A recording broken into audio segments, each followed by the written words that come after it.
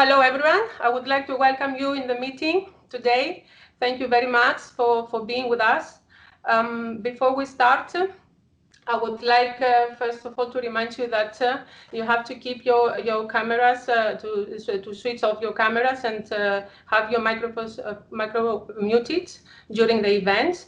The participants were able to submit possible questions. You can use the chat room. We have already received several questions that we will be able to address to the participants at the end of the presentation in the question and answer sessions, and thank you for this. And you can continue submitting questions in the chat. I also want to inform you that the event will be video recorded, and the recording will be available to all registered participants at the end of the event. So without further delay, I would like to ask Ms. Candice Bell. This is the Deputy Director in the Division of Operation in UNODC, and Mr. Saeed Abdul Rahman Al Thani from the Permanent Mission of the State of the Qatar to the UN in Vienna to join us for the welcoming remarks. So please, you can turn on your cameras and your microphones. Thank you very much, Georgia. And I'd like to welcome, ladies and gentlemen. It's my very great pleasure to welcome you to the launch of this technical guide on preventing violent extremism through sport. I would like to thank all of you. I can see we have close to 200 people that have joined us now, with special thanks to Mr. Sheikh Abdul Rahman Al Thani from the Permanent Mission of the State of Qatar to the UN in Vienna, as well as all of our other speakers. The 2030 Agenda for Sustainable Development makes it clear that reducing crime and violence, including violent extremism and terrorism, is key to securing development for individuals, but also for communities and society as a whole. To help lower crime rates and address violence, UNODC promotes evidence-informed crime prevention, addressing the multiple risk factors for offending and reducing the vulnerabilities, opportunities, and rewards for engaging in violence and crime. The 13th United Nations Crime Congress that was held in Doha, Qatar in April 2015 adopted the Doha Declaration, which called for enhanced focus on crime prevention and underlined the importance of promoting a culture of lawfulness. In line with the Doha Declaration, UNODC, with the generous support of the State of Qatar, supports member states to use sport to increase the resilience of young people to violence and crime. Sport activities are frequently promoted in the context of crime prevention and crime reduction as an alternative for youth to engaging in violent or delinquent activities. There is, however, more to sport than that. Besides the physical activity, sport has the potential to give young people a sense of belonging, loyalty, and support, to equip them with important life and social skills, and to promote their social integration. During the last years of our successful work in using sport as a means of preventing crime, the question about what sport and sport-based learning can do to help prevent violent extremism repeatedly emerged in all of our interactions with counterparts at the national and global levels.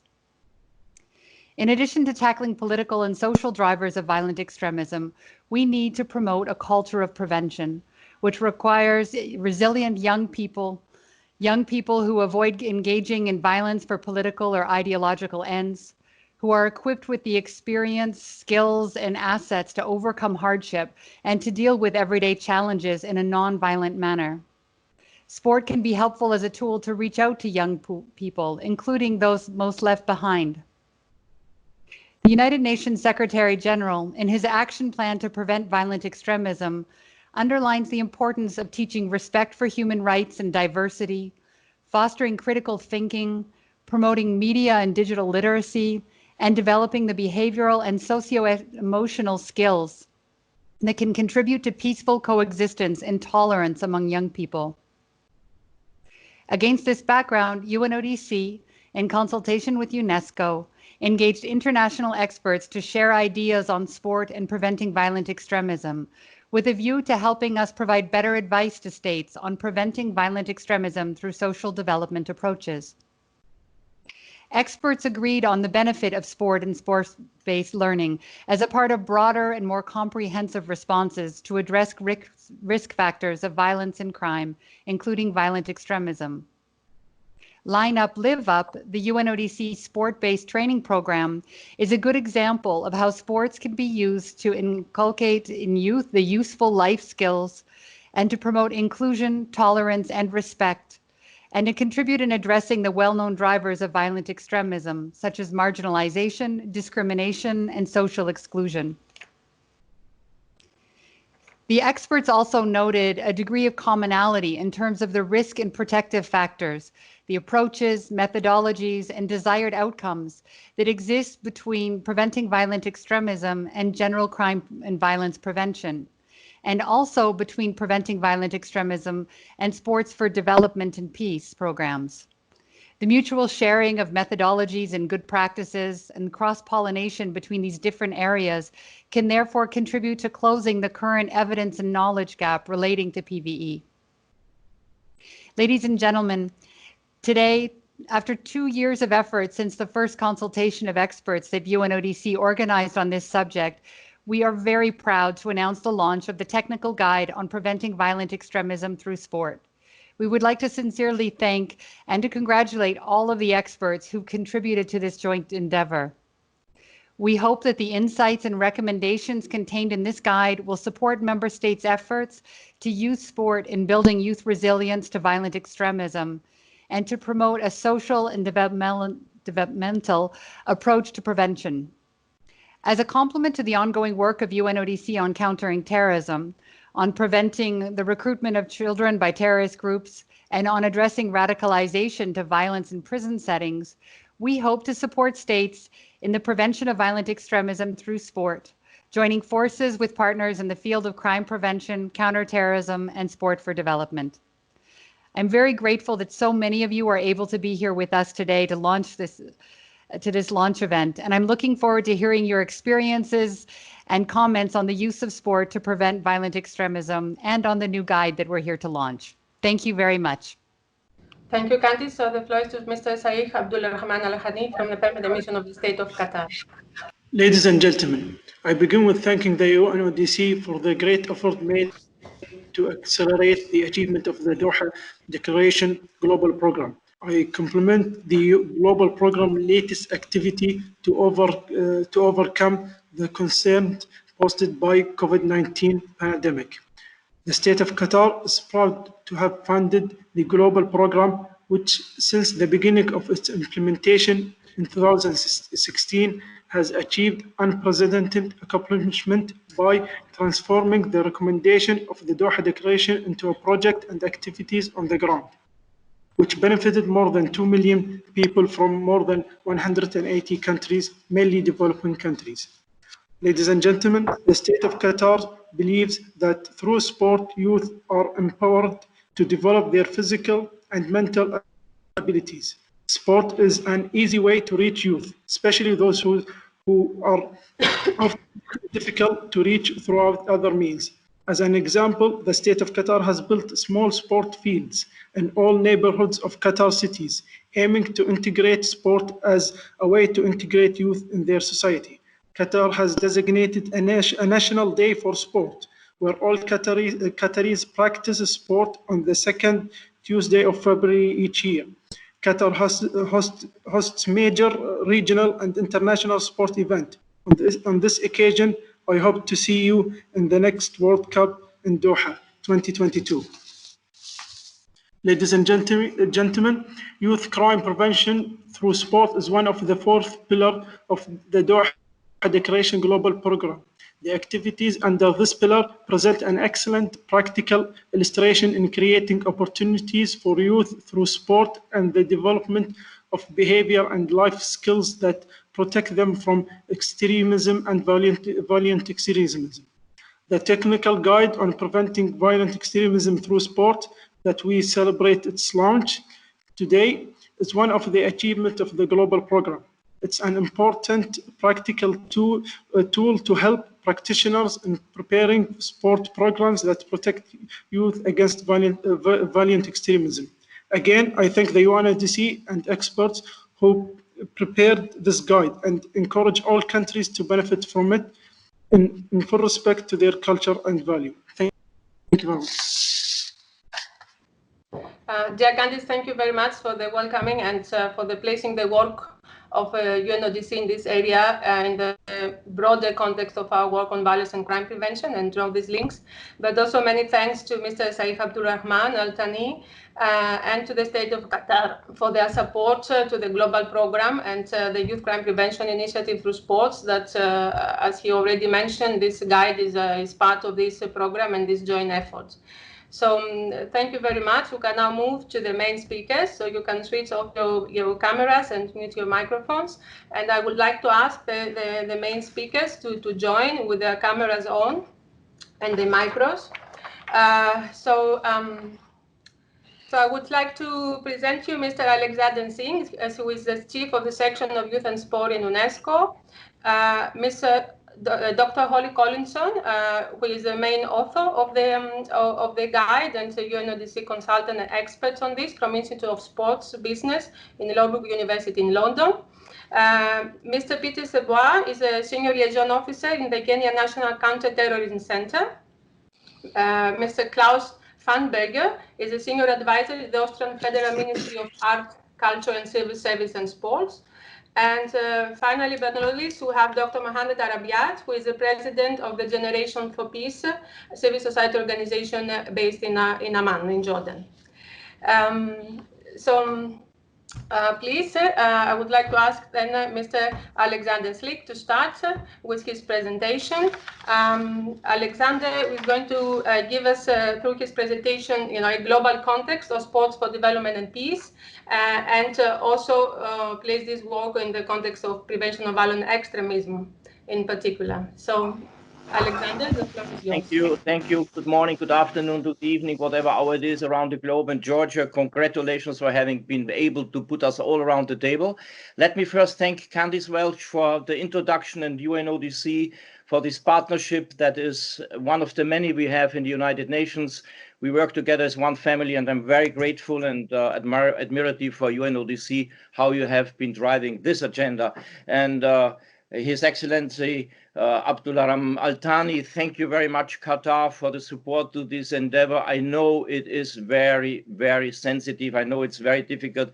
And without your steadfast support, we would not be meeting here today. Thank you very much. And as an introduction, I would like to be able to contextualize this guide in the overall approach that we have in youth and sport towards violent extremism, for the simple reason I'm lucky to have the two portfolios under my supervision, so I'm happy. So you see already in the first slide that we are presenting that there are many things that are coming together. Many dots have to be connected in order to guide to one thing, which is hope. And I am accompanied by my colleague Paula Isturiz, who is also one of the reviewers and contributors to the guide, who will run you through the slides, working from another office in this sense. I wanted to give you just in the next slide, the whole context of what is doing, that we are committed to empowering young people and helping them to work together to drive social change, participate fully in the development of their societies, and foster a culture of peace. Like everybody else, UNESCO has youth as a priority, and we also have an operational strategy on youth that runs until 2021. We focus specifically on recognizing and advancing the rights of the largest youth generation ever through an inclusive, multidisciplinary and participatory approach across education, sciences, culture and communication and information, which is our particular mandate. And the aim is to create an environment where young people are heard and positively engaged in their immediate communities and wider societies. And when you go to the next slide, I want to mention one of the key issues are the stereotypes. The stereotypes associate young people with violence, and this is widespread. Stereotypical representation of youth can further stigmatize and alienate young people. Characterizations of youth as fundamental at risk or of violent extremism can produce counterproductive policy responses and ineffective programming. Nevertheless, there are young people all over the world designing solutions within their communities to prevent violence and contribute to a culture of peace. We recognize the important role of young people in peace building and the prevention of violence. And this is also outlined in the Security Council Resolution 2250 on youth, peace, and security. There also is the UN Youth Strategy that was only released last year, and its fifth priority supports young people to act as catalysts for peace and resilience. In the 2030 agenda, it is a cornerstone. Long-term prevention. Prevention efforts must address the underlying drivers of violence, including inequalities, discrimination, exclusion, and human rights violations. Each of these words that I'm putting forward to you have an enormous meaning. And when you want to provide youth, when you offer them opportunity for meaningful participation and inclusion, then they are possibly more likely to capitalize on their resilience constructively, thus becoming a valuable asset in peace building. And although 1 in 4 young people, according to the data, are affected by violence or conflict globally, young people are actively engaged in peace building activities, developing youth-led solutions to foster inclusion, embrace diversity and protect human rights at local, national, and global levels. Many of these activities, of course, are linked to sport initiatives. Sport, as we all have heard, is recognized as an enabler to achieve the SDGs, and actions that use sport as a mechanism to contribute to a culture of peace and to prevent violence also contribute to the SDGs, including, and not exclusively, SDG on education and SDG 16 on peace. All these are, of course, championed by UNESCO, especially the education one. The effects of the negative stereotypes that I just mentioned, they are often internalized by young people who may not see themselves this way. This is why investing in young people and transforming systems of exclusion is necessary in order to address PVE. In this context, youth resilience is also a key prevention mechanism. The way youth resilience manifests itself is multidimensional and highly dependent on their social, economic, and political environments. It is here where sport programs that do not stand in isolation but are built into larger prevention strategies are key to contributing to helping young people withstand many of the negative effects of adversity. Therefore, we in UNESCO put young people at the heart of our efforts to address violent extremism. And we move away from security aspects to human-centered approaches and across its different areas of work. I would like to show you a few examples, very small examples of how UNESCO in particular does this. Across the Asia and the Pacific region, we have discovered a growing number of young activists who use sport to facilitate social change in their community, pursuing aims such as prevention of violent extremism, gender equality, and climate change action using a wide range of methodologies. And in this context, the Youth and Sport Task Force was established in 2017 that aims to support youth who use sport as a tool for positive social change. It is currently composed of young people from 9 member states of the ASEAN organization. And we have more than 60 members, and their stories can also be traced on a dedicated website. And in 2019, we brought these about 70 young change makers, activists from even more from 28 countries, from all the Asia Pacific region, to what we call for a fun shop, where we worked with them on how through their work they can also contribute to the SDGs, always through the social inclusion lens. And there is some example that I would like to name. For instance, Saif is running a rugby to transform the minds and behaviors of radicalized young people in impoverished areas of New Delhi. And by exchanging, drawing from their experience, the kids can, of course, learn together. UNESCO is the lead agency for sport in the United Nations system. We have a specific mandate in the field of physical education and sport, and we do regularly convene World Sport Ministers conferences called MINEPs, and the next which is scheduled to take place in Nairobi in Kenya in June 21. in cooperation with relevant UN organizations and other intergovernmental organizations and sports stakeholders, we seek to strengthen the Secretary General's global framework for leveraging sport for development and peace. And UNESCO member states have approved a seminal sport charter that declares that access to physical education, physical activity and sport is a human right. And it also states that physical education, physical activity and sport should promote stronger bonds between people, solidarity, mutual respect and understanding, and respect for the integrity and dignity of every human being. And this is how we, in this mandate, we came together with a series of partners from the sports stakeholders like the Olympic and Paralympic committees, academics, the World Anti-Doping Agency, to develop a values education through sport guide. It's specifically targeting school teachers working with 8 to 12-year-old children. It is referenced in the document that we are discussing later. This particular program should help the pupils and students to transfer and put values into action outside the school environment, or say, and also do this through the whole curriculum in school. So it's not a sport-focused agenda, it's in the whole curriculum of school. And fostering skill development and critical thinking in childhood is a key to enhance youth resilience. We believe that kids have to learn these things in early ages already, under the age of 11, 12 already. That's why we focus in this particular point on primary schools. We have prepared a video that we can show you that is simply an advocacy tool. I don't know, I hope it works. If we can play it, please.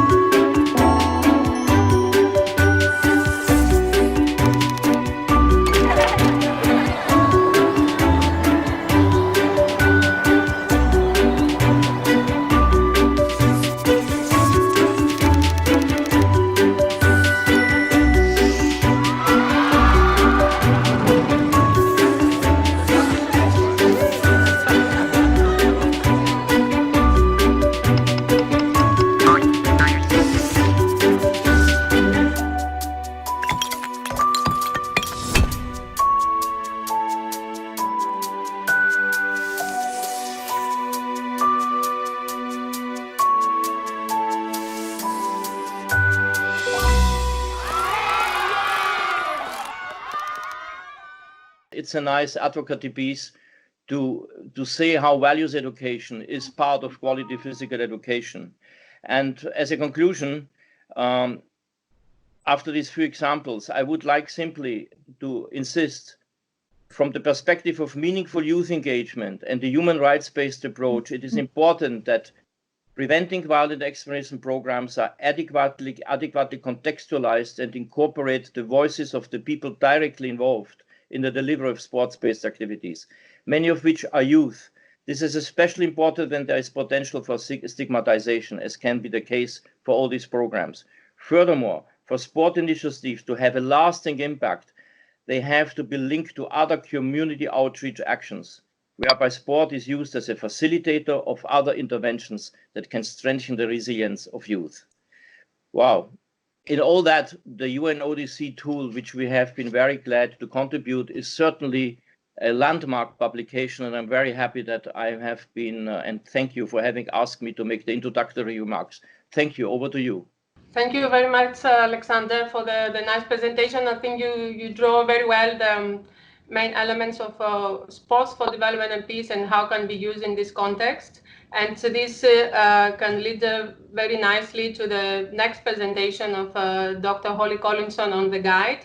I also like to thank you in particular for stressing so much the element of cooperation and multi-agency approach. And so we are very happy for your support in this journey, in this work. And we, of course, hope that we will continue working together now that the guide is out to make it a useful tool for everybody in the field.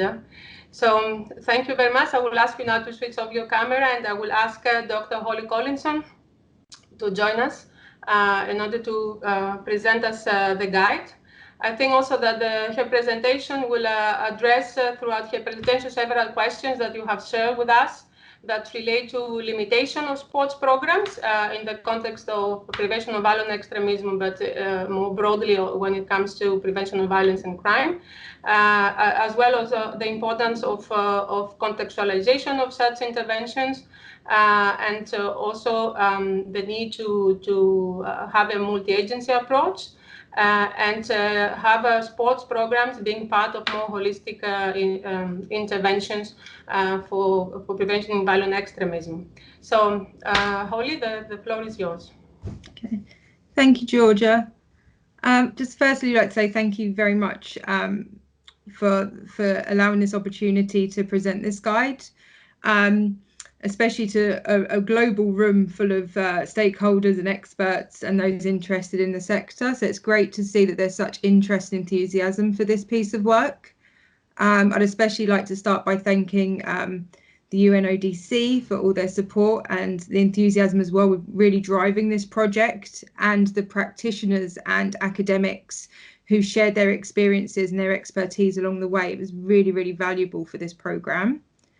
And I'd also like to acknowledge the contributions of two doctoral researchers, Lynn Simbali and Hassa Al Khalifa, who are based at Loughborough University and Loughborough University London with me. So I'd like to thank them for all their hard work in helping to develop this guide. So to start off, I think it's important just to recognise the objectives of this work, and there were many. But it just kind of, the objectives, I think, highlighted the complexities involved. So the first objective was to enhance the knowledge and understanding of violent extremism, especially amongst sports coaches and facilitators. We wanted to create a tool, but specifically for primary prevention programming, and which focused specifically on at-risk youth. Now, I know that a lot of the terms I'm going to be using here are quite contextual, so I'm sure people in different cultures and countries have certainly different definitions of these terms, and that's flexible. The idea behind the guide was to outline the opportunities as well as the challenges and the limitations around the use of sport for PVE, consider the individual and community level strengths and vulnerabilities to violent extremism, and also to combine information on risk and protective factors with guidance on how to use sports-based activities to address these factors.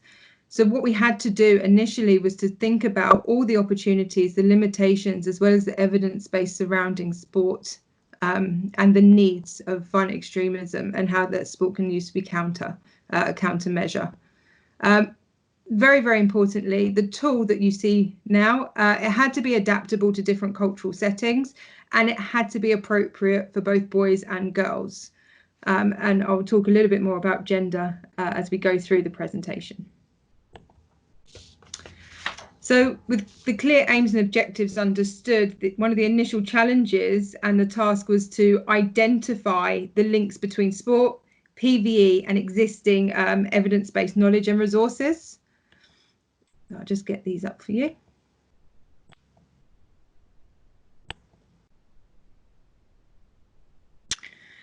So this was an important first step, as a body of literature specifically focused on sport and PVE remains quite limited. So we had to make these links and we had to piece these many moving parts. However, there was clear opportunities and networks of knowledge that were identified in which to drive and shape the guidance and the conceptual framing of this guide. And so, for example, we would look at the commitment to sport in the United Nations system that currently exists. And I know that from since the SDGs, there's certainly a commitment to leveraging sport within the United Nations system. So that was great. We also had to utilise the significant body of research and evidence and make those links with the sport for development and peace sector. And also the sport movement continues to develop and sustain itself as a tool in preventing conflict, crime, and peace building objectives, as well as social development and social cohesion and delivering education messages. So another important element of this task was also to recognise the limitations, risks and unpredictabilities of sport, and there's certainly evidence around there that we were able to utilise and apply. And this was especially important in relation to complex PVE settings. So I'm very happy that the Alexander from our last presentation was very clear about the role of youth within the United Nations system and how they should be recognised. And that was certainly a commitment that we made early on within this guide. We wanted to recognise firstly that youth are not only central actors, but they should be part of the process and they should be influencing sport and programmes. So whilst the evidence building base of this guide was recognised, the need to commit fully to recognising the important role of youth, especially in the context of primary prevention, most importantly acknowledging their capabilities and capacities within PVE through the sport process. This goes beyond the familiar notion of youth as young leaders. We wanted to extend that and wanted to strengthen this by recognising their abilities to inform and actively influence programmes. So from this, once we had all these information gathering exercises, we started to develop a theory of change. Now, the challenge for this was we had to identify a theory of change in relation to, firstly, the root causes of violent extremism, especially in relation to at-risk youth and primary prevention. But we also had to understand the role in which sport could play to provide hopeful potential outcomes for social development education. So the theory of change for PVE through sport had to align to the root causes of violent extremism, life skills, social development outcomes necessary to strengthen resilience, which we've already spoken about today, and empower youth to reject attempts to lure them towards extreme ideologies, extremist groups and violence. When applying the theory of change to specific PVE settings, there is a requirement to contextualise the root causes, identify the social dynamics, attitudes to violence and baseline information, and specific gendered push and pull factors and opportunities and challenges related to sport. The contextualisation process is crucial for applying good practice principles, safeguarding measures and effective social delivery strategies. So this theory of change became the spine, if you like, to this technical guide. Listed here are some of the root causes. It's not an exhaustive list. It's just an example of the things that we were focused on as we were developing the guide. What we came up with was the 5-zone approach. And often you'll see with the 5 zones that they're probably familiar to quite a few sport practitioners and those in the sport for development and peace sector. So we identified safe spaces and social safety as one of the important markers. And essentially this involves providing youth with institutionalised protection and created safe spaces for meaningful sport interventions. With all of these, although they are particularly probably familiar in many SDP settings and sport programmes more broadly, what the guide intends to do is make this specific to PVE settings and really expose the nuances with PVE. Zone 2 is social inclusion, and this form of inclusion is fostered by promoting cultures of unity and safety through sport. So it does align to safety, which is particularly important. And also this idea of celebrating difference. Zone 3 is education. Again, that's a cross-cutting zone and provides opportunities throughout sports programming to liaise with experts. And those opportunities are entry points for experts to really instill different informal education techniques, perhaps, or different types of messages. Zone 4 is resiliency. And these programs aim to build resiliency of youth through various skill building and opportunities, in turn to increase protection against recruitment and attraction to violent extremism. Resiliency is one of the real core principles, and again, it's already been discussed, but this is one of the ultimate objectives of the theory of change. Zone 5 is empowerment, and empowerment is seen as a crucial outcome of sport prevention, work more globally, but specifically for violent extremism. And the idea and the intention of empowerment is to allow young people to talk, actively listen, and actually understand how to use their voice, especially those that are considered marginalised, at risk of exploitation and recruitment. Being able to use your voice is a really powerful tool in prevention work. So I know I'm running out of time already, so I apologise if I'm speaking quickly. So the Sport and PVE formula. So what we did in an original contribution of this guide was kaleidoscopes, and you'll see those throughout the guide. The kaleidoscopes are really important because they show the relationships and they show the factors, the push and pull factors potentially, but also the process and the intersectional relationship between push and pull factors, the opportunities that sport can bring, and the overall outcome. It's important to recognise these things aren't linear. They don't work in a process that goes along a straight line. Actually, they all interrelate and interlink, and the kaleidoscope demonstrates that well. What you'll find in the guide is a kaleidoscope is in each of the zones to represent and give information. But we've also in each of those applied a certain formula to disseminate information for practitioners and policymakers and facilitators. So in each zone, the guide provides information on the concept, some definitions, and the relationship that has with sport. And then we've looked at the PVE through sport process in relationships to that specific zone. And something I've been particularly passionate about as we've developed this guide is the participant perspective, and trying to have an understanding of how young people and youth would feel in those situations, some of their experiences, and to really understand how they might feel to begin with and how hopefully they should feel towards the end of accomplishing that specific curriculum.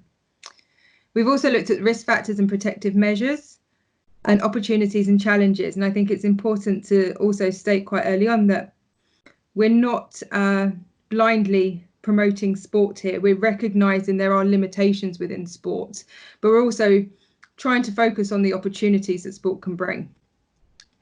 Each zone also offers practical guidelines and a case study to give an example of how a project has focused on this particular zone and it had successful or successful outcomes, or certainly learning points.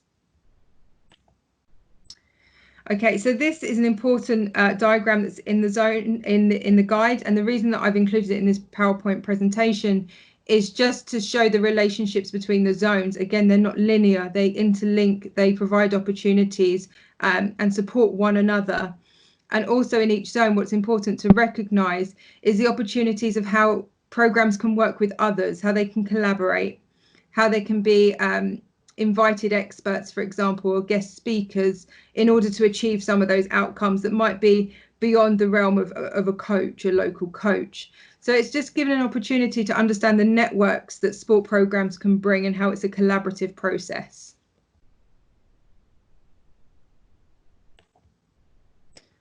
There are core principles within the guide, and these have been important and embedded throughout. So the framing of this guide needed to align to the core rights and principles embedded in the United Nations, and that was really, really important. But also due to the sensitive and highly complex PVE settings, these rights and principles needed to be acknowledged and aligned to the conceptual framing and guidance. So I don't have time to go through all of these, but I'd like to highlight two that were discussed in great length during the expert meetings. The first one is gender equality, which within this guide expose not only the different push and pull factors, roles and experiences of violent extremism by men and women, but also the challenge of gendered norms embedded in sport. So there's potential there to be some tension. And whilst inclusivity and gender equality is an expectation of PVE and sport programming, this is particularly complex and challenging. The challenges are centred on navigating and working within cultural norms and expectations, whilst creating appropriate and safe facilities and spaces. ensuring local support for boys and girls to attend, and ensuring that curriculums are designed to be inclusive and appropriate. The second one I would like to talk to, and actually just go back to gender equality, I know there's been some questions around, is it okay to mix groups? Is it okay to just have a boys program or a girls program? And I would just say there's no particular right appropriateness and contextual factors. So there would have to be some kind of assessment to understand what would be most effective and safe. The other one I would like to mention is managing the risk of exploitation and stigmatization. These are crucial components in PVE settings and something that was discussed at great length during expert meetings. And I think what we've tried to do within the guide is highlight that the language used and the branding of projects needs careful consideration. Participants associated with violent extremism can lead to further risk and stigmatization. So it's really important using sport in appropriate ways, but also how do we communicate with the wider community about the aims of the project or what the project focus is. And that can be really important and needs some time, careful time and consideration. Secondly, program exploitation has existed with sports clubs due to the attraction of recruiting young and physically fit boys and girls. So there has to be an awareness of how sport is exploited for the gains of violent extremist groups. And that needs to be part of the safeguarding and welfare provisions. It also needs to be part of how we protect sports spaces. How do we make them safe? And that has to be part of that, how we invite people in whilst protecting those and not exploiting them. And the all rights and the philosophies associated with good practice principles are crucially important to safeguarding and managing the risks associated with PVE and sports programs. There was key programming principles embedded within the guide, and we tried to make these really explicit, especially as we were defining and conceptualizing the theory of change, but also within the management of programs. So what we decided was there were some key programming principles, which included adopting a conflict-sensitive approach, defining PVE in collaboration with local stakeholders, local community members or leaders, understanding specific risk and contextual risk factors, and understanding the role of sport. Again, a re-emerging question is, what kinds of sport should we use? And my answer to that would be, one, it has to be culturally, contextually appropriate. It has to facilitate the access that you're looking for. It has to hopefully be gender inclusive. And within the guide, the way we've dealt with that question specifically is we've produced a sport typology, which should provide some guidance about what kinds of sports. Another important programming principle is identifying key partners, building capacity, and developing participatory action-based monitoring and evaluation processes, which I'll come on to now. So the idea of measuring the impact of sport is quite challenging, but a really, really core and important principle within the PVE through sport process. We know from experience of sport for development and peace sector that measuring is really difficult. Creating and understanding relationships between sport and social interventions and outcomes, again, is really hard. And we understand that the resources need to be in place, training needs to be in place. But one of the first hurdles to overcome is just recognizing the importance. So very briefly, monitoring and reflecting on how and why sports activities led to specific intended and unintended outcome allows for constant learning and adaptation within a program. So what we designed within the guide was something called the MEL process, which is about monitoring, evaluation, and learning from those processes.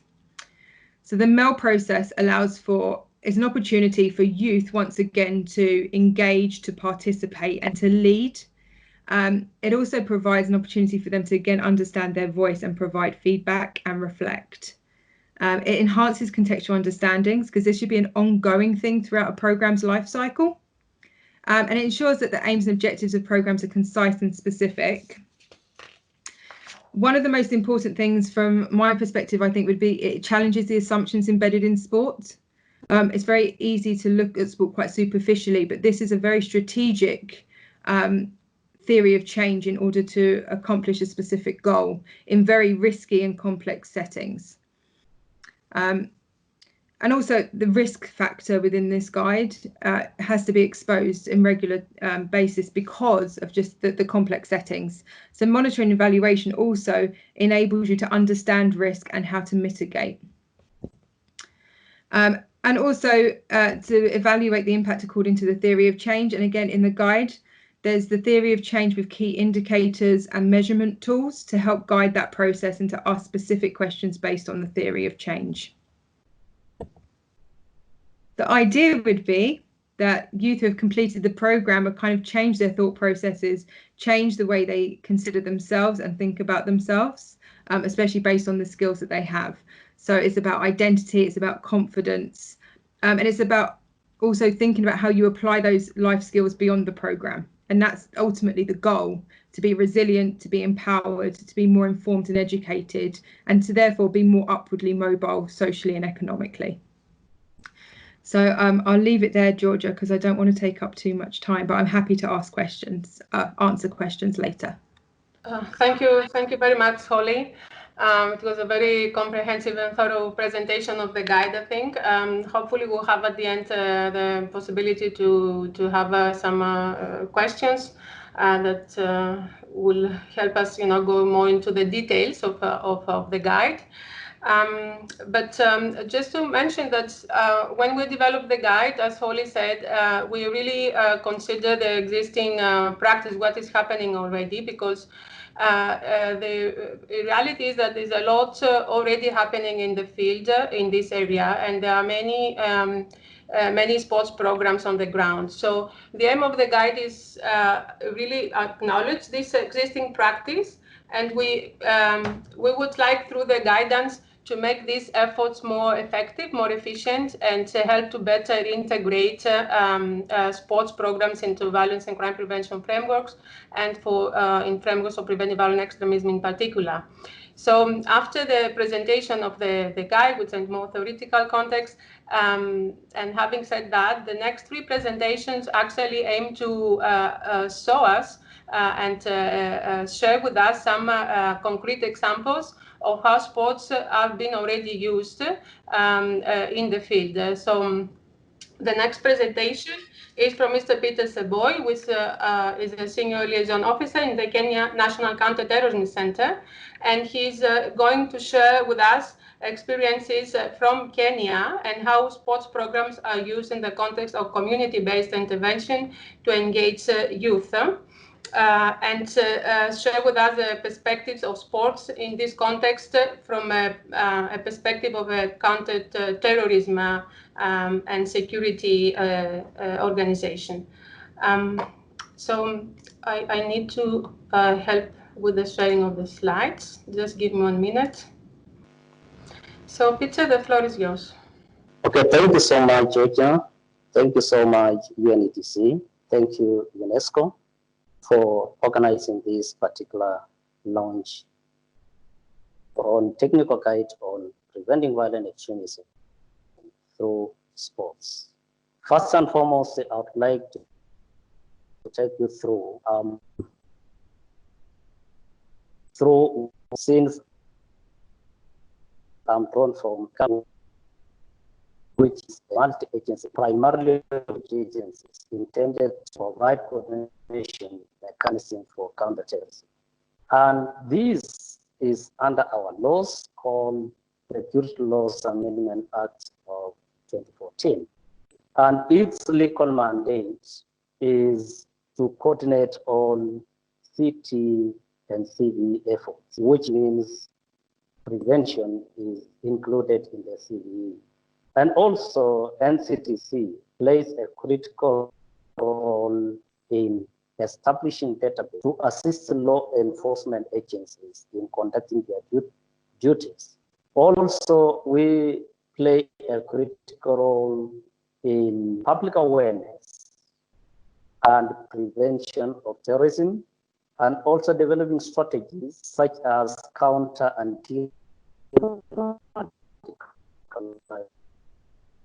radicalization and the strategy that was developed by our country, Kenya.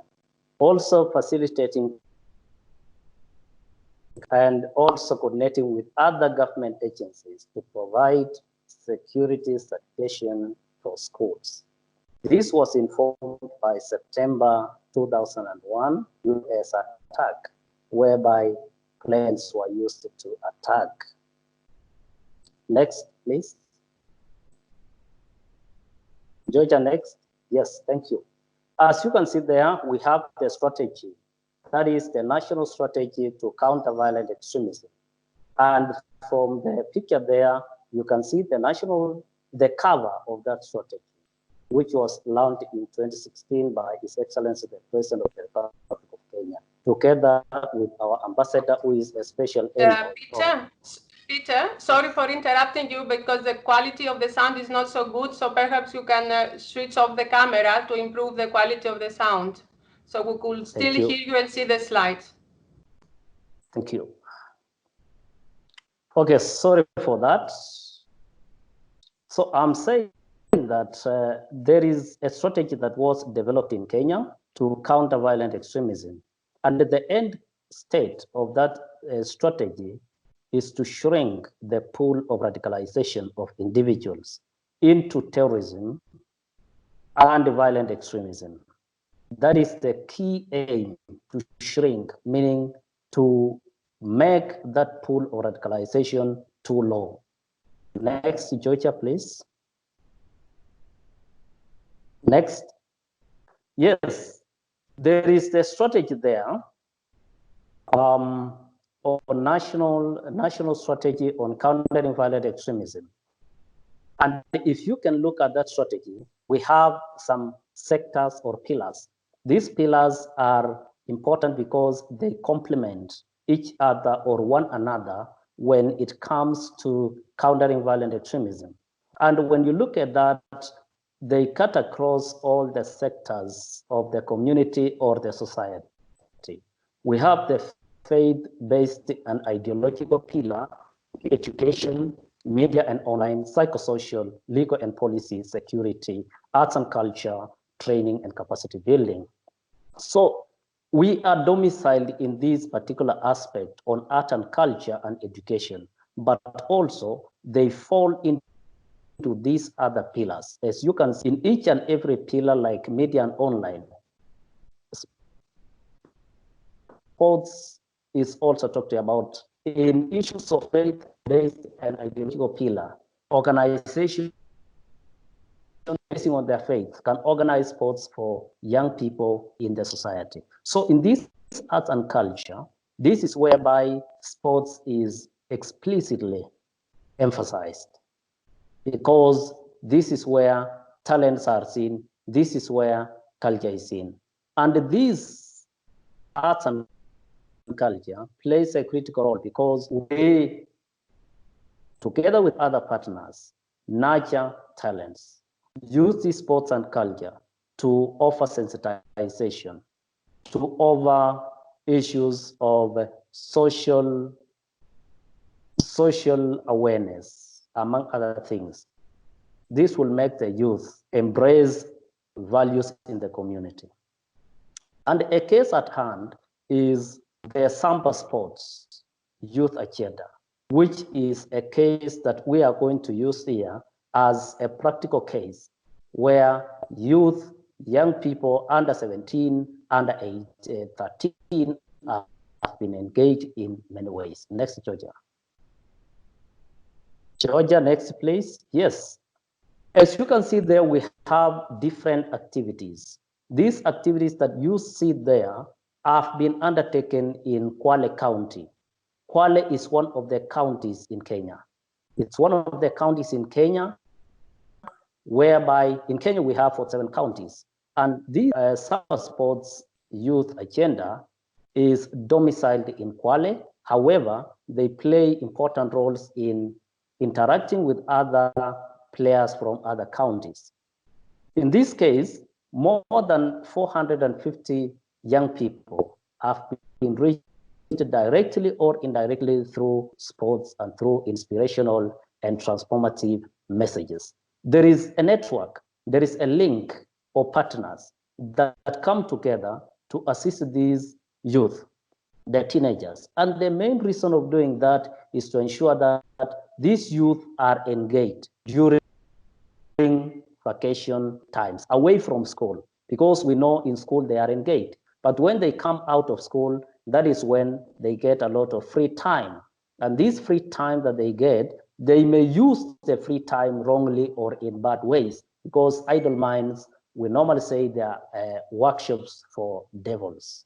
Next, Georgia, please. Yes. From there, one of the activities that was undertaken there, and as you can see, it was held in Kombala. We participated. Hotspots because the areas have been seen as those areas that harbor many criminals. And therefore, to take these children away from them, we engage them in sports, teaming up with partners, national government, among others. You can see that we have more than 180 adolescent boys players, over 300 spectators also come. And in the process, the spectators get informed. They are taken through sensitization on prevention of drugs, crimes, violent extremism, and also inculcating ideals of peace building. From the picture there, you can see the CEO who is speaking of National Cohesion and Integration Commission, cohesion to bring about cohesion in Kenya. Seated there on his left is myself, trying to sensitize the youth, the children, on how they can live in the society peacefully and harmoniously, and also trying to engage them to be leaders or to lead in the near future. Next, Georgia, please. Next. Thank you. Also, we are in the sports arena, there is a lot of gender sensitivity. And as you can see there, we have girls. And also on the far left of the picture, we have women who are trying to guide, advise these young girls after being brought together by the sports so that they can utilize their time, they can be engaged in positive ways. They can be engaged in ways that are valuable and of worth to the community, other than straying out there and being taken advantage of by the radicalizers or recruiters into violent extremism. Thank you. Next, Georgia. Yes. Also there we have boys, different teams there, as you can see from their skills. They are representing their teams. And after the tournaments, these boys are sat on the ground and advised. On the right of or left of that picture there, you can see Nakada expert sensitizing on the guarding against the drug. And in this case, this youth, very many things on how to, there is believed to be a nexus between violent extremism and drugs. There is a nexus between ordinary crimes and violent extremism. And therefore, in order to assist youth, so that not to get into that, a practical example is that of youth being engaged, sensitized, and assisted in such a manner. Next, Georgia. Next, please. Yes. Also there, we have a boy who is talented, saving a ball. Practical example. You know, with this, their time is engaged so much with sports. They recuperate in their energies. They use their energies in positive ways. They also spend their time interacting, because while in sports, they interact. And if they are not given the opportunity to interact using sports in such particular arena or such particular forum, then the radicalizers may organize such events and use those events to lure the young boys, to lure the young girls into violent extremism. On the other picture there, you can see crowd cheering the teams. This is a source of motivation to them. It's a sense of belonging. It brings a sense of love. It brings a sense of self-esteem, because when they are cheered, they'll say they are accepted by the community. So please. Yes, during these particular events, donors, partners, both governmental and non-governmental organizations come together and assist in offering some trophies, some rewards for these young boys and girls. So in the process of assisting these young boys and girls, offering them rewards, etc., this will motivate them. This will end to be very proactive in their sports, and also to be resilient to issues of negative influence by negative people in the community who can disengage them from what we are doing and lure them into crime, drugs, and substance abuse, and violent extremism. Next, Georgia. Thank you. So in all these activities, there are some key achievements that have been realized. And one of the key achievements is the acceptance by the community. And because it is in the grounds of the community that these events take place, so much so that the community always appreciates what is being done. And therefore they accept, they own the whole process. And in many instances, they also assist in offering what they have, including clearing the field. Also, in these engagements, also young people, for example, in a vacation, more than 4,000 were able to be raised. Any coin that is spent reaches to them. Stories of good outcomes are also trickling in. For instance, boys who used to drop out of school stay long in school. Partnerships. There are many partners who have come in form to assist. National Counter-terrorism Center being at the center or the focal point is a key player, because in its strategy, it alludes to the use of sports through NACADA. We have National Cohesion and Integration Commission in Kenya, NCIC. And also there is capacity building of team members by various partners, because when they are engaged, they get to know some of these areas to be presented to the youth, so that there is continuity in that aspect. Georgia. Next, key challenges. There are some key challenges that have been realized by the sports arena, by the various organizers. And some of these include inadequate resources to undertake the numerous programs. Why that? Because when the programs are opened up, many young people come to seek for assistance, they come to participate, etc. And therefore, these require resources. Even when it comes to moving them from one place to another, they need resources, among other things. Number two, there is complexity of speaking openly on violent extremism and terrorism. Why? Because of that stigmatization, whereby when you speak, you get stigmatized. And therefore, there is that challenge of which it requires a lot of strategies, a lot of approaches, so that even those who speak about them are not known. There is also fear of attack and victimization by violent extremist group members. There's fear of that.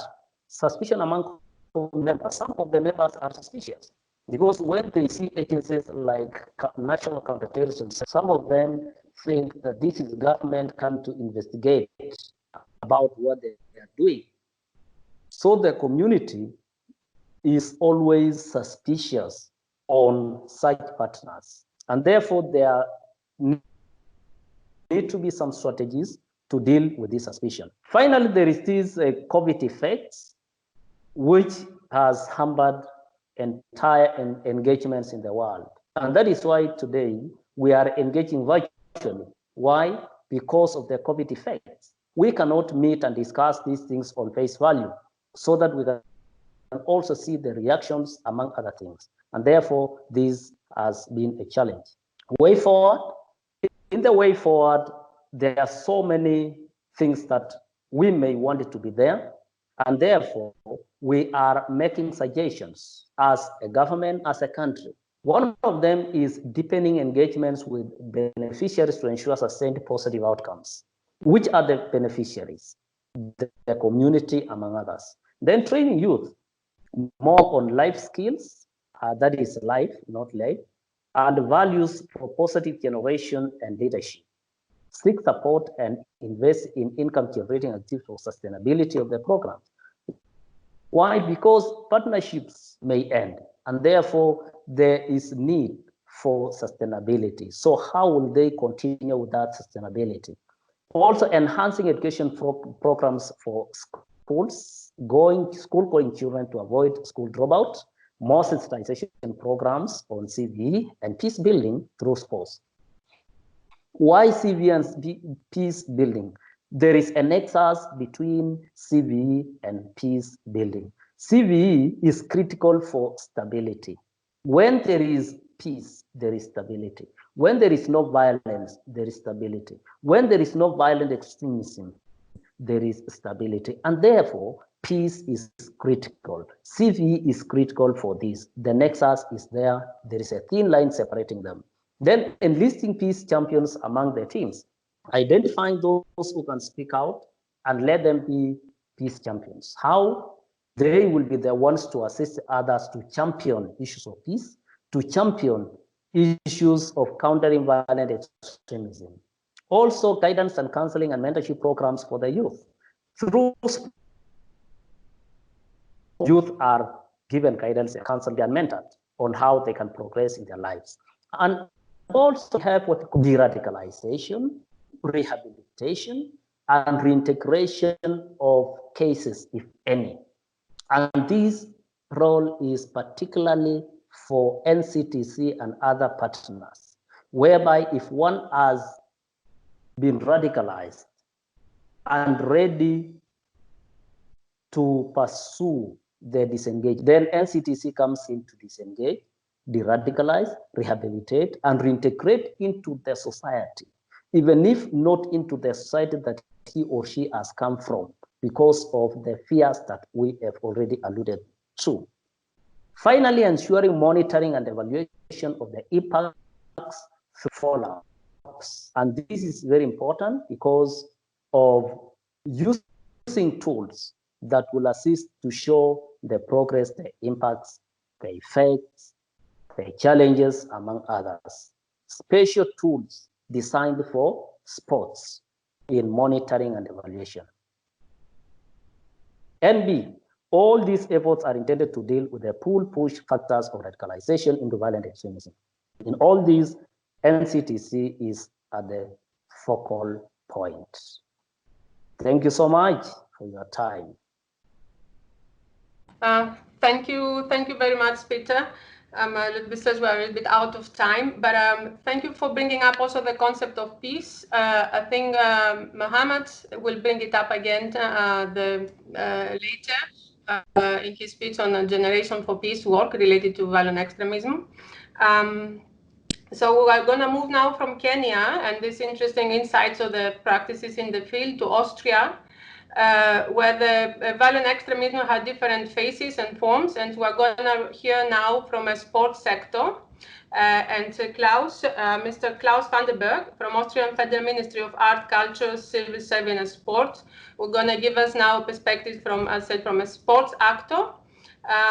It's interesting, I think, and I would like to share that Mr. van den Berg is sitting in a section in the ministry that it's called Sports as Society. And from this angle, he's going to share the experiences from Austria. So give me a minute to share the presentation. So Klaus, the floor is yours. Well, good afternoon, distinguished participants of this video conference. My name is Klaus Farnberger. I'm working for the Austrian Federal Ministry for Arts, Culture, Civil Service and Sport. Our unit is responsible, as Giorgia has said, for sport and society and multinational sport affairs. I want to provide you with some arguments concerning the overall impact of sport in the fight against violent extremism.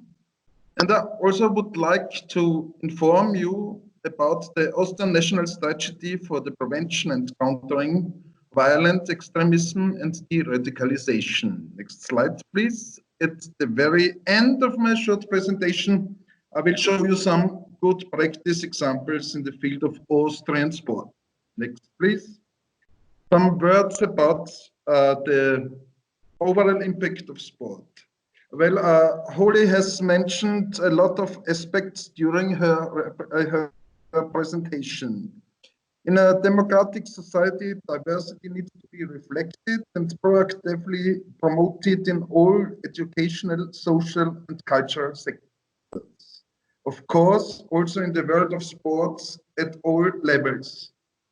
There's a strong need to offer people perspectives and enable them to participate in social standards. The 2030 Agenda for Sustainable Development identified growing potential of sport as a tool for the promotion of tolerance and respect. The desk review on sport as a tool for the prevention of violent extremism, edited by UNODC, relates to the potential role of sport. It's obvious that parents, peers, and especially coaches play a key role in awareness building.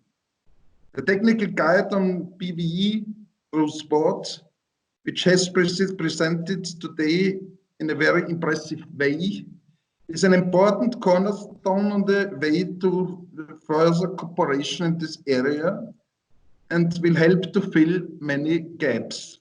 Next slide, please. Fortunately, there are, next please, yeah, a lot of additional international cooperation against violence in sports. This slide only shows some of it.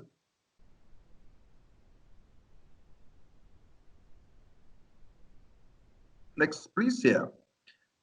Now I would like to provide you with some information concerning another national strategy. Now it's a European country, the Austrian Strategy for the Prevention and Countering of Violent Extremism and De-radicalization. Maybe some aspects will remind you to Peter's presentations a couple of minutes ago.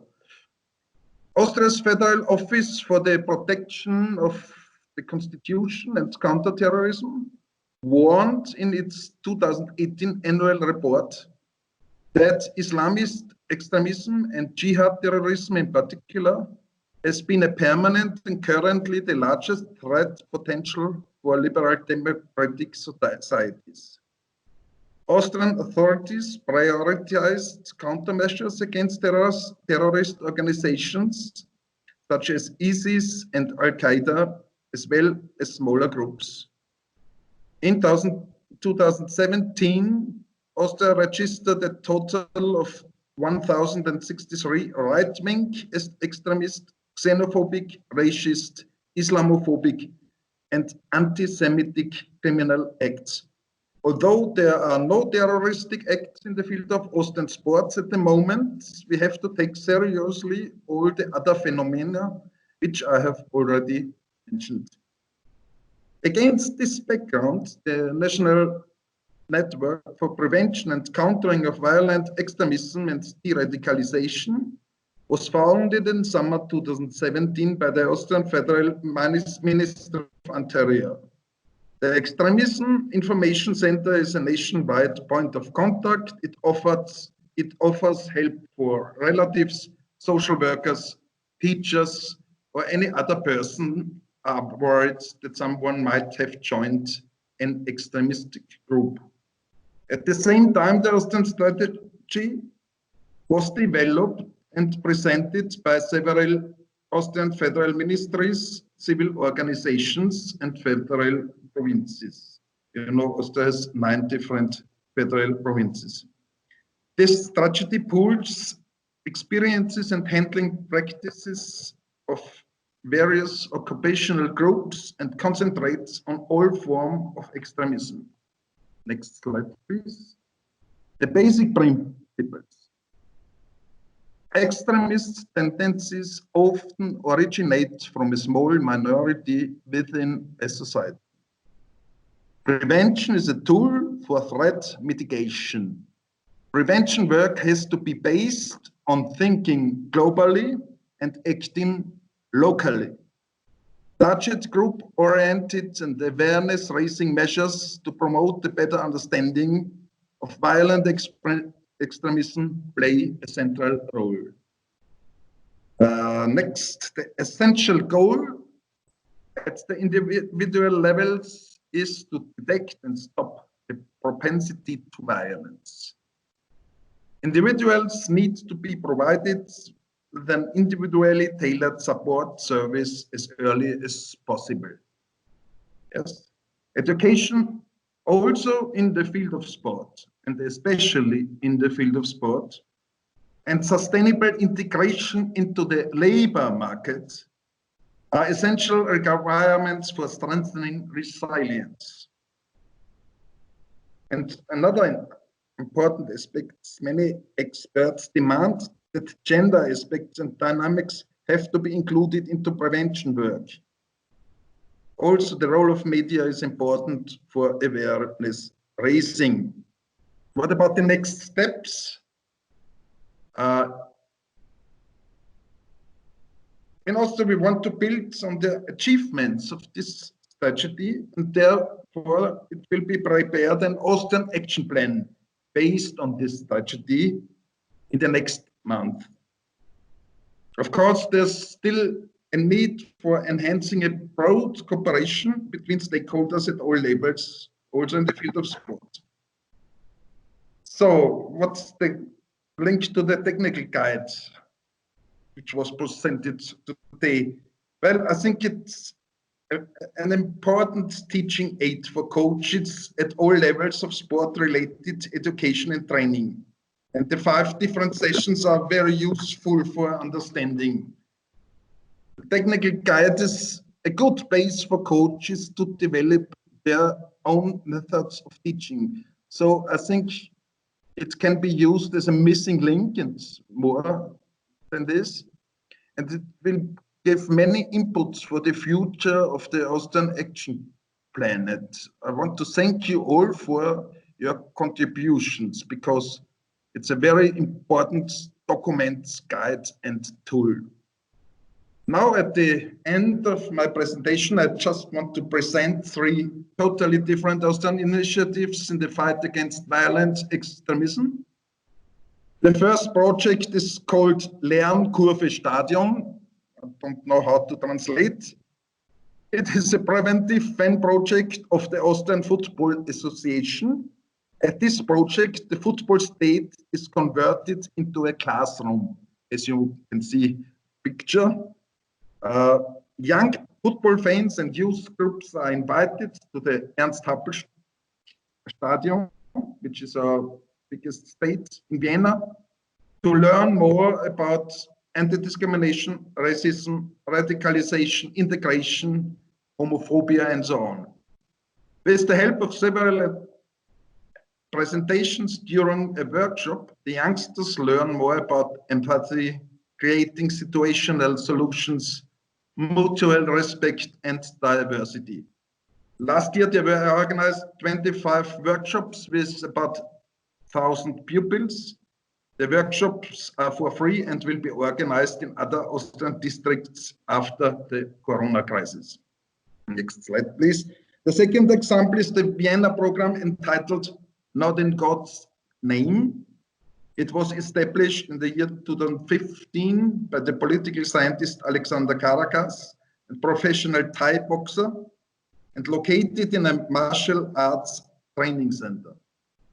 It targets young people, largely consisting of Muslim migrants, and attempts to provide them with positive role models as testimonials against violence and radicalization.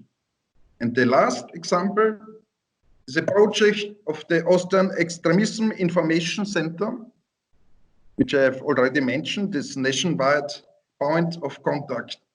Since 2 years, the Information Center is part of a project called Decount, which has produced a lot of educational material for reasons of prevention.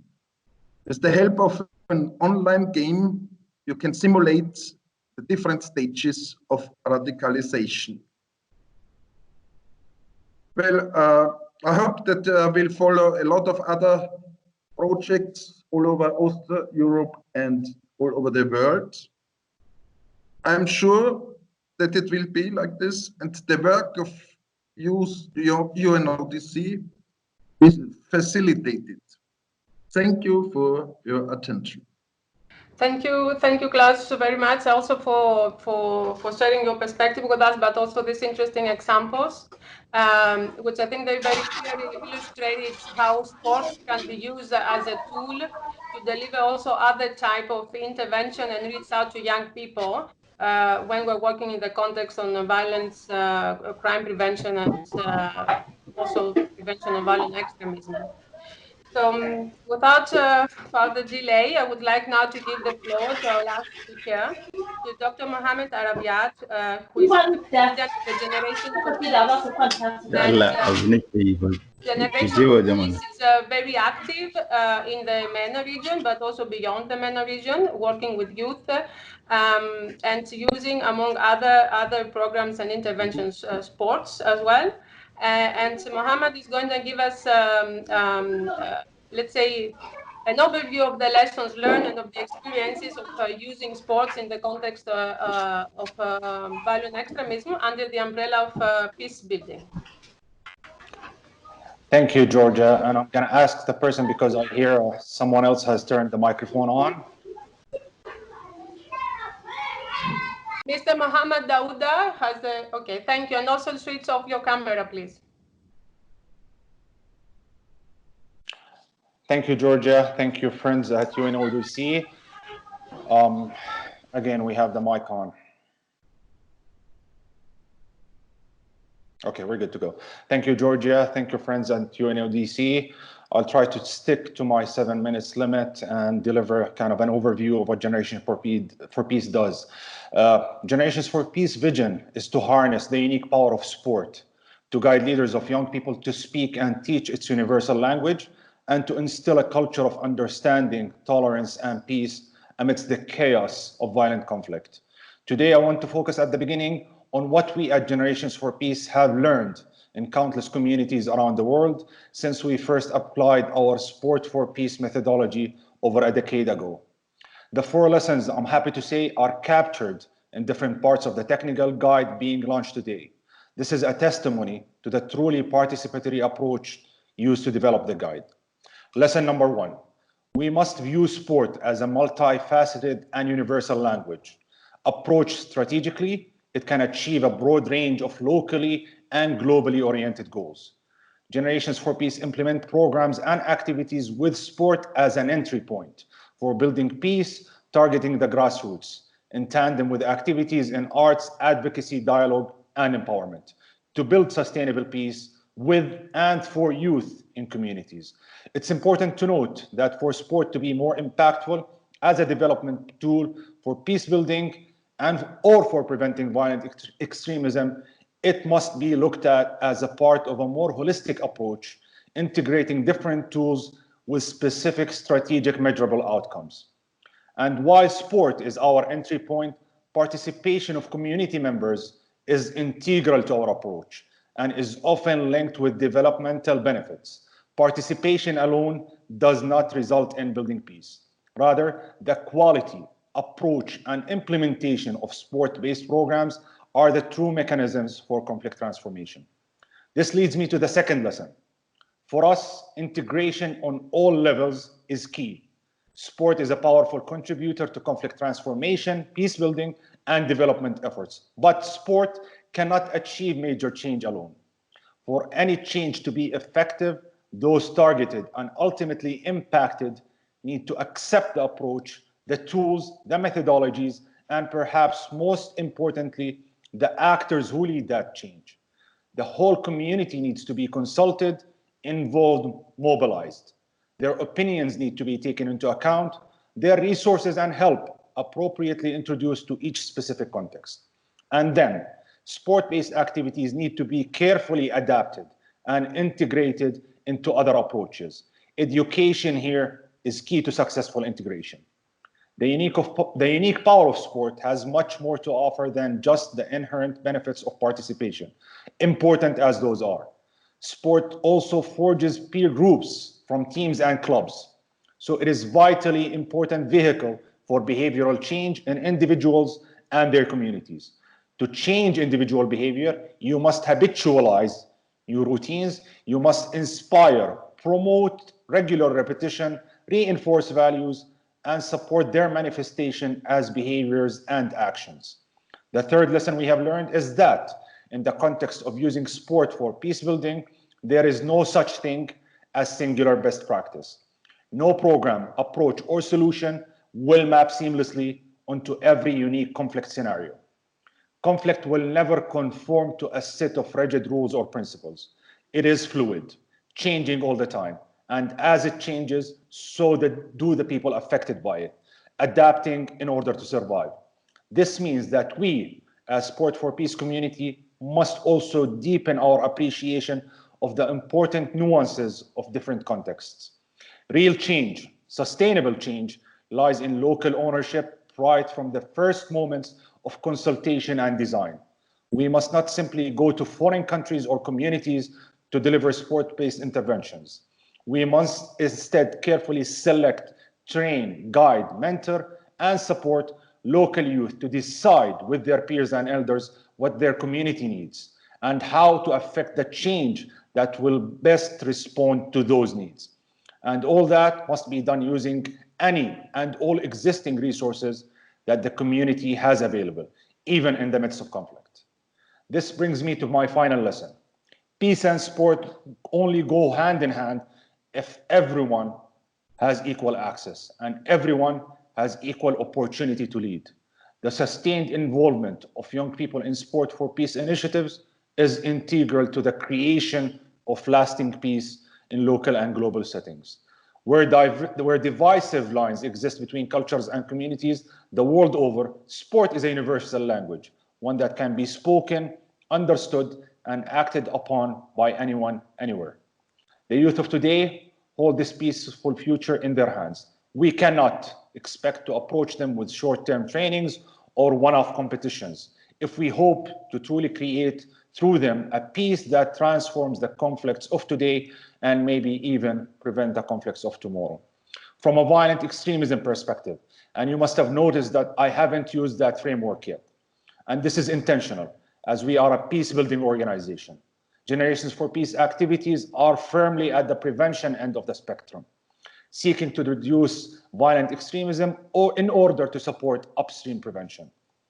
Extremism might be a global phenomenon, but its driving force is local.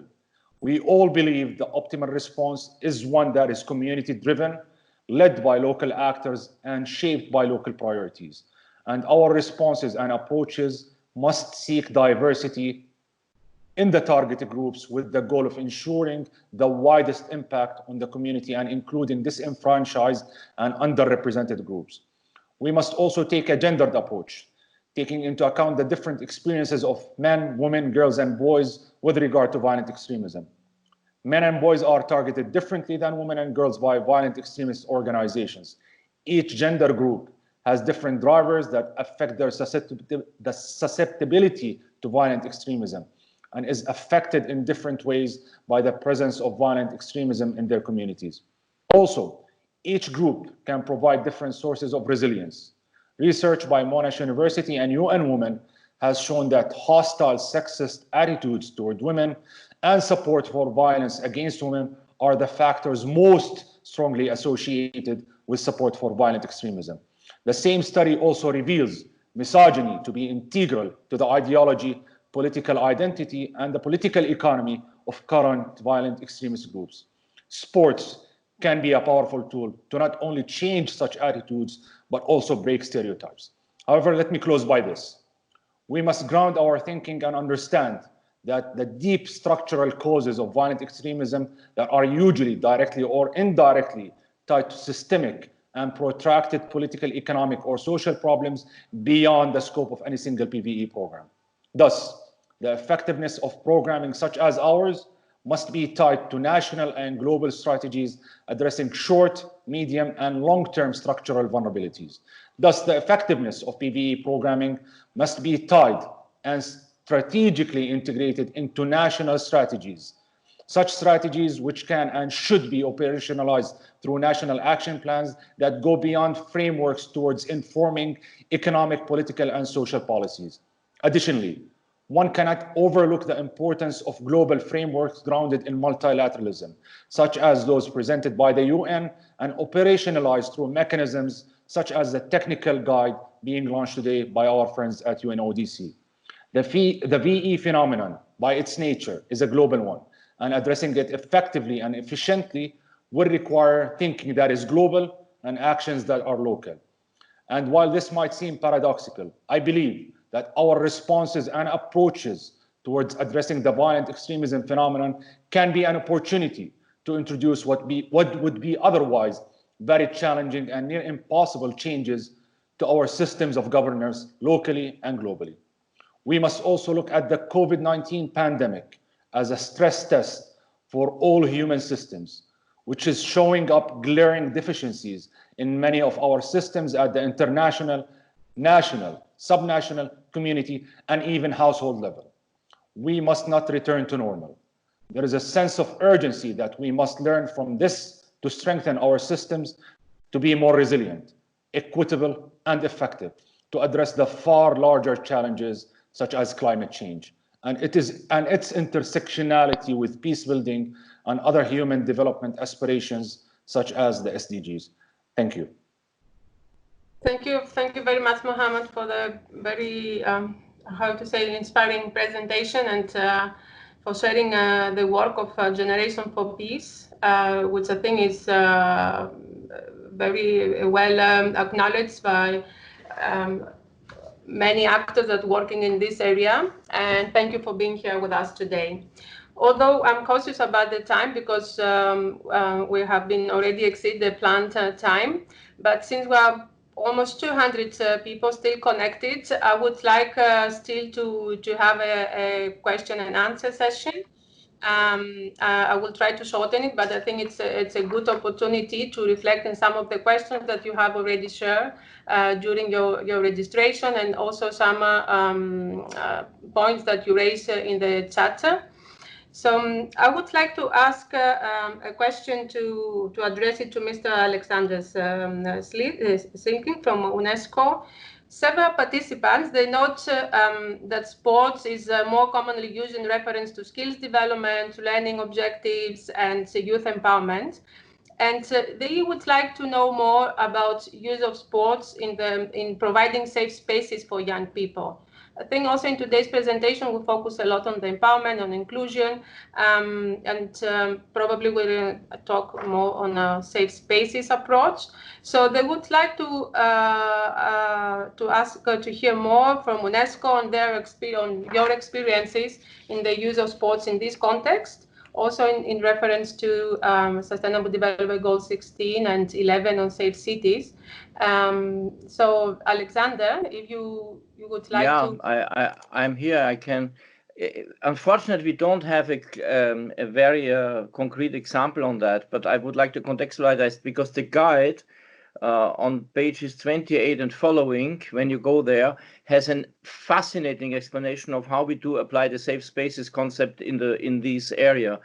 And safety is not only the safety, kind of physical safety, it's also psychological safety, safety to speak out, safety to be not regarded or discriminated or what we said stereotyped.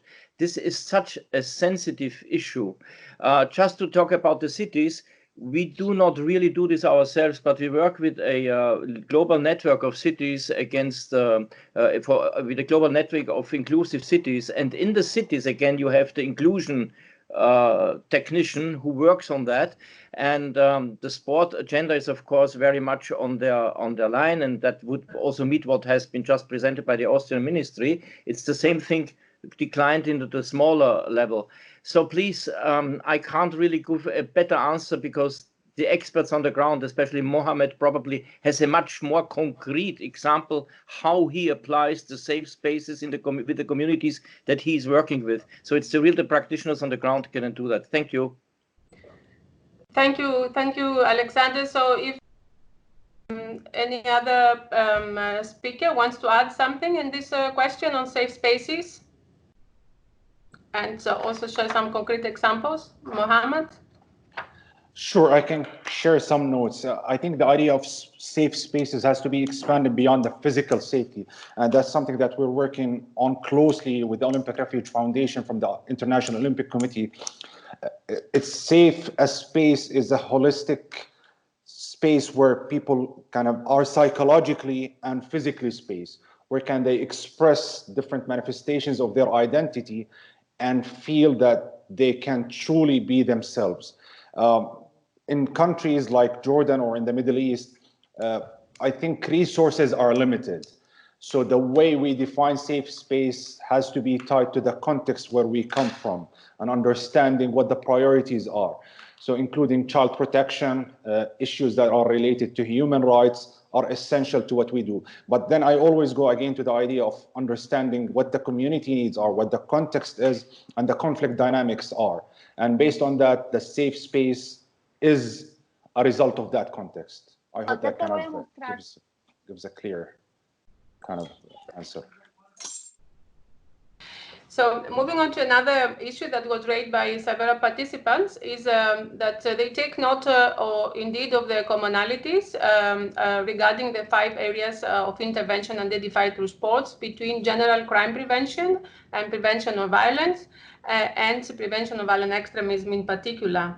So I would like to ask Dr. Holly Collinson if she can shortly, I know it's a quite complex question, but if she can shortly point out to the specific aspects of sports in the context of general crime prevention and the, let's say, particularities that we need to take note on when it comes to prevention of violent extremism in particular. Yes, it's quite a complex question, and I think it's important to recognise that the approach that this guide takes would be very familiar to others in the sport for development and peace sector or those working with sports for various social development goals. The approach taken within the guide, i.e. the kaleidoscopes, and looking at specific push and pull factors, as well as very specific outcomes within sport, demonstrates a relationship. And I think it's that relationship to PVE that needs to be understood. So in terms of looking at building positive identities and self-control, and managing emotions and re-engagement with communities and schools potentially are all embedded within those specific approaches.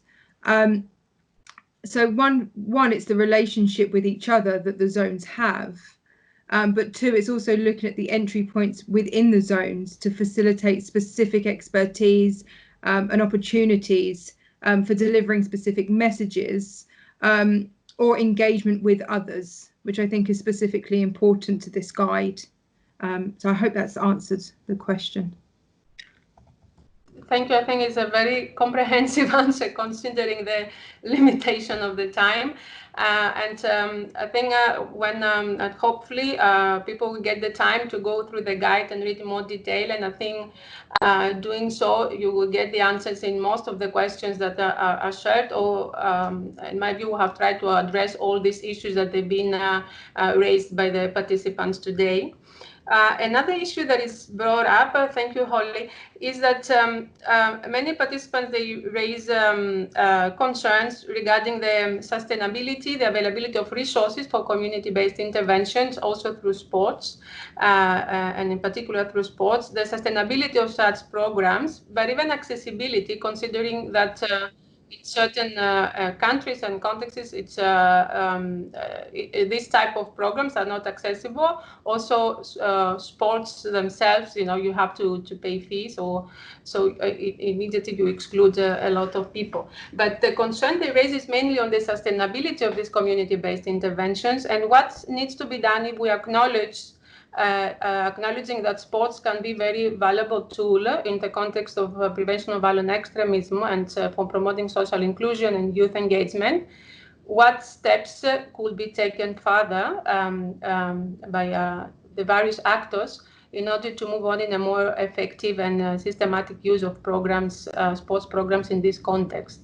So this is a question I would like to address to colleagues, to Peter and to Klaus, that they're coming from state actors, but it's a question that is open to the other speakers if they want to share the views or ideas about it. I think it's already mentioned, for example, for Mohammed, that it is very important to integrate and reflect this aspect and these objectives in the national prevention strategies, for example, as a starting point.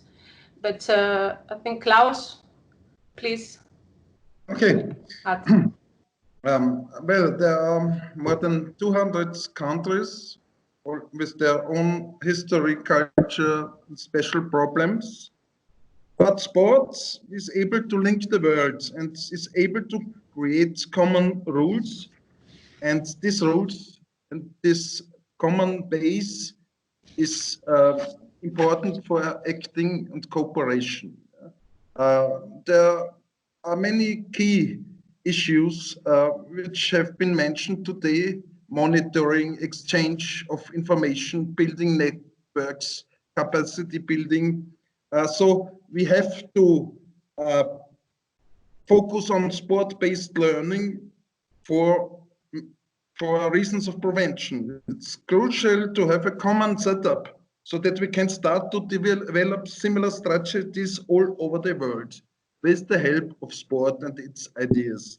And as I mentioned during my presentation, one key sentence of our strategy is think globally as we do, and act locally, because there are different challenges in Kenya, in Peter's Kenya and in my Austria, and we will have to refer to common experiences and bases, and the guide is one important tool in this connection. Thank you, Klaus. If nobody else wants to add something on this question from the speakers, I can move to the next question. There are several questions actually asking about measuring impact. It's something that Holly addressed in her presentation. There is a specific section in the guide on the monitoring and evaluation and learning through sports programs. Mohammed also underlined these elements of measuring impact. But it is something that seems that it's a great concern for many, how we do measure impact, how we do know that sports for development and peace and sports for preventing violent extremism does work. So I would like to ask Mohammed to share. I know that as Generation for Peace, they do constantly apply a monitoring and evaluation framework in their interventions. So if you can just briefly reflect on how you're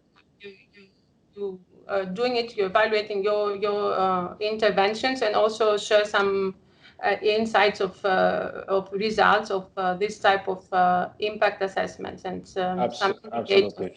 I'll try to keep it short, but the idea is measurement challenges, I think, are chronic to the field of violent extremism because the prevention side, because you're basically trying to prove a negative, which is the absence of violent extremism behavior, thinking, or sympathies, which is very challenging by itself.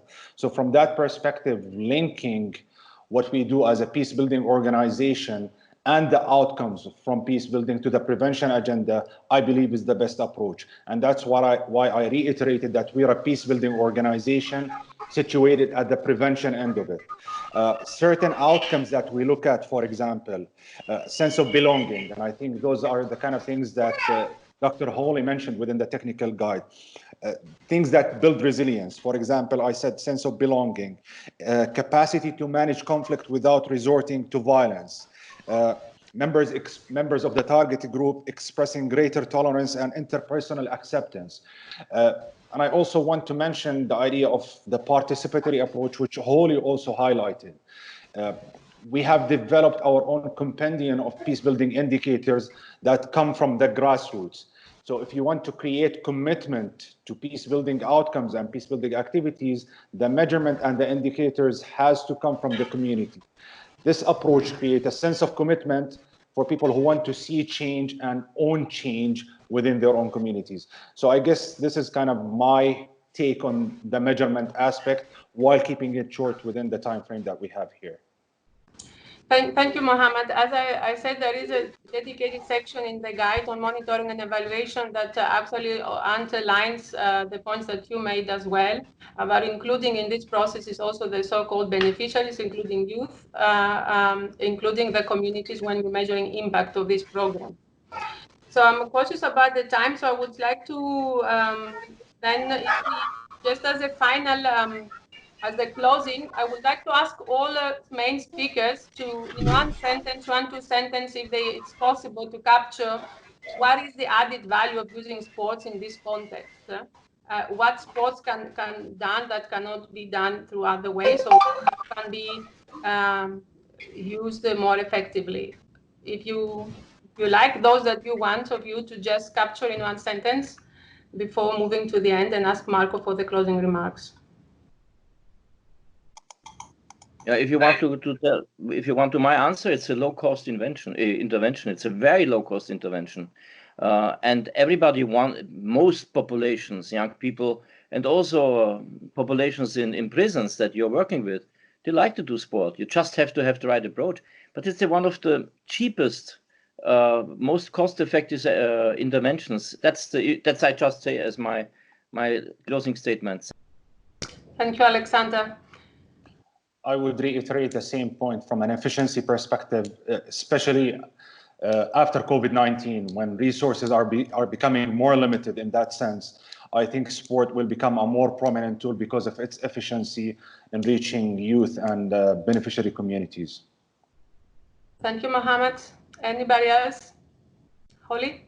Yeah, I would just like to echo those sentiments as well, especially as we recognise there's a potential link between the global pandemic and the increase of violent extremism. And I just would like to also say as well, I think the innovation within this guide is important because we're not relying on the inherent values of sport, but recognising the opportunities that sport can bring when delivered strategically and towards a theory of change. Yeah, thank you. Thank you, Holly. So if nobody else wants to add something, I would like now to give the floor to Marco. Marco Teixeira is the Senior Manager of the Doha Program that you heard also in the beginning. This initiative is part of the Doha Program, the Global Program for the Implementation of the Doha Declaration, and he will give us his closing remarks for the event today. And before giving the floor to Marco, I would like to remind you that we will share through the chat a link to a survey in order to be able to give us feedback on the event and become better in the future events. You will see it by the chat, but also by email as well. Thank you. Marco, the floor is yours. Thank you, Georgia, and good afternoon to all. First of all, I would like to thank you for your participation on this successful launch event. And thank you for the experts who contributed with their valuable advice and suggestions for the development of the technical guide that we are launching today. Sports indeed is and can be a powerful tool to engage youth, their families and their communities, and ultimately to strengthen resilience to hardship in lives, including the prevention of crime and violence. We are very pleased as UNODC to explore the full potential of what sports can do and how can we be more efficient in this field. With the fantastic support of the State of Qatar under the Global Program for Implementation of the Doha Declaration, UNODC managed in the last years to support member states to do more with sports and to use it as a tool for prevention and a contribution to policies and programs that aim to reduce violence and promote rule of law, very linked with SDG 16 targets and objectives. The work done during the last 3 years on youth crime prevention and sports was supported young people, policymakers, practitioners. They enriched more than 125,000 beneficiaries across the globe. This includes piloting Line-Up, Live-Up curriculum in more than 12 countries. We know from the assessments conducted that the program has led to positive changes in the knowledge and attitudes of young people, and it's a good example on the use of sports in the context of violence and crime prevention, including prevention of violent extremism, by, among others, the inclusion, promoting tolerance values, building social skills, and also respect. Building on those achievements, and to respond to the requests of the states in addressing violent extremism, UNODC decided to develop a set of tools. And the last findings around PVE and sports to inform policy development and practices in this area and effectively integrate sports and sports programs for youth and young people in a holistic and comprehensive response to violent extremism. The first of these tools was present today, and it's mainly addressed to policymakers and implementing organizations to help them integrate sports in policy frameworks on prevention of radicalization of young people and violent extremism, and develop effective interventions in these regards and those fields. A second tool has been developed and will be available in upcoming months, will be a practical guide for trainers and practitioners who are working directly with young people through sports to prevent radicalization and violent extremism in their communities.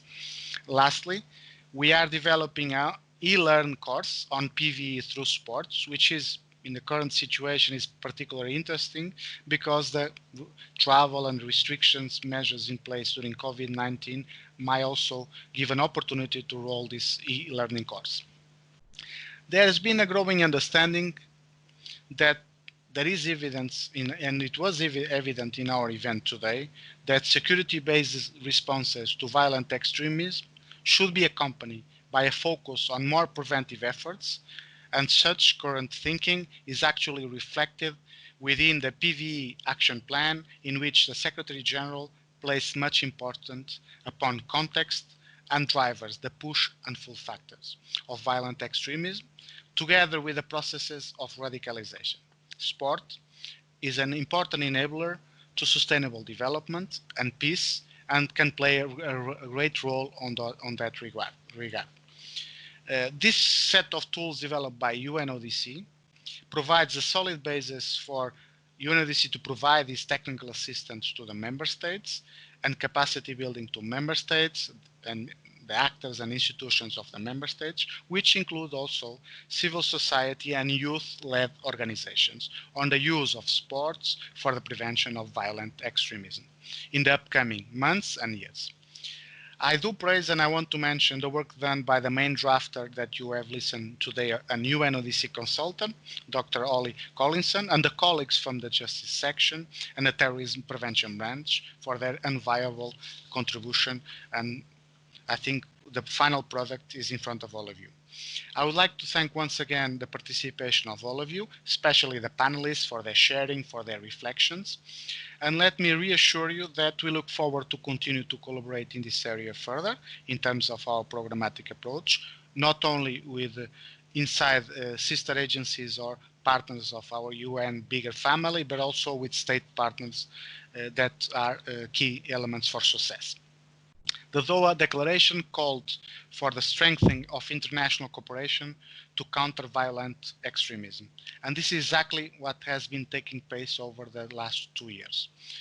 Thank you for joining, and thanks for the joint efforts of governments, UN entities, academia, sports, organizations, civil society. We are now in a better position to support the member states to prevent violent extremism, to strengthen youth resilience to crime and violence, and finally to promote a culture of lawfulness. Before I finish, I'd like to give my special congratulations to the team, in this case led by Georgia, also to Lucia, Safa and Alexander for their work and for the successful event that I'm pleased to close today. So thank you very much, and I wish you a nice afternoon.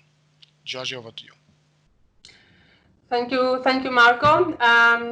Don't want to keep you more. I want to thank you also from my side, the speakers for being with us today, but also the participants for staying also 30 minutes after. It is also an indication of the interest of the topic. We will follow up with you by email, sharing additional information on our work on this, and I'm sure that we will continue working with many, and if not all of you, in the field to make these tools useful and something that can really strengthen, efforts for preventing violent extremism. So goodbye for now. Thank you for all the participation, and as I said, we're looking forward to continue working with you and cooperating. Thank you so much.